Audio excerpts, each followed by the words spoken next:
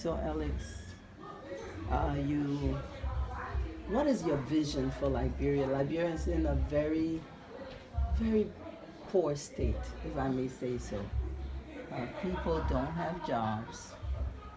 Incomes are very low. If some don't, people are living off of less than $1 a day, and projections don't look well.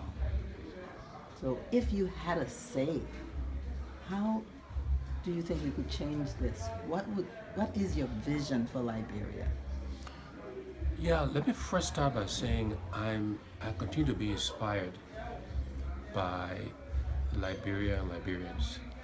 As I travel around our country, the hard work, the ingenuity, the industriousness of our people under very challenging circumstances continues to inspire me. And I believe our people, if we get out of their way, if we enable them, we can transform and change our country. I answered this question about vision by going back to our party, the ANC's mission, which is Liberia's first. Our vision of creating an inclusive middle class society by 2030. And key words for me are inclusive, so that encompasses all Liberians, and middle class meaning people who are educated, who have health care, and who hold their leaders accountable.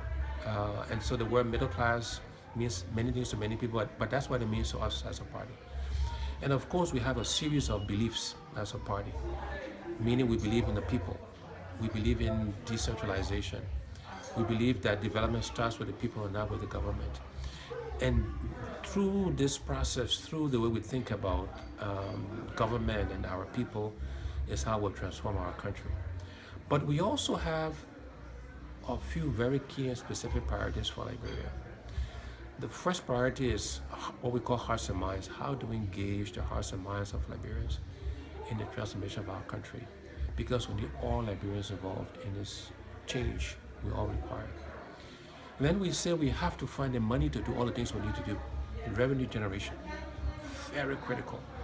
We can all discuss the what's, meaning we all know what needs to be done, education, health, and infrastructure.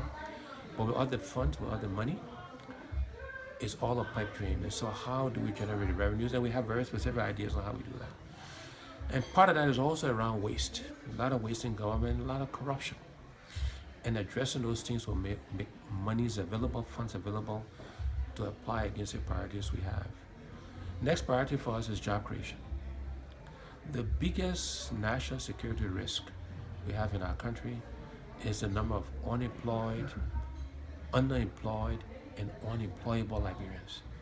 And unless we address that very aggressively, we potentially will have a crisis on our hands. And again, we have very specific thoughts and ideas that as a party we will share, but we gotta address job creation.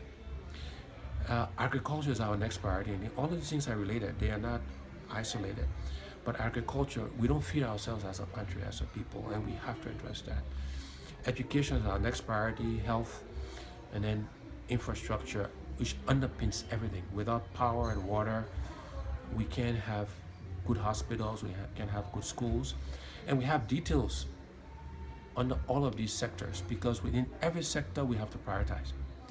We cannot do everything in education or everything in health or all the aspects of agriculture. We will have to make choices. But by picking the right choices, by sequencing them, we will have the knock-on impact. We'll pick the right triggers that will begin to move the country forward and pick the high leverage choices. So we are very excited about the opportunities. They will be challenging. It's not going to be easy to do this, but it can be done. And Liberians can do this. And again, as I say, I start this conversation by saying I'm inspired by our people and what I believe we can do. And I want us to believe we can change this country, because we can.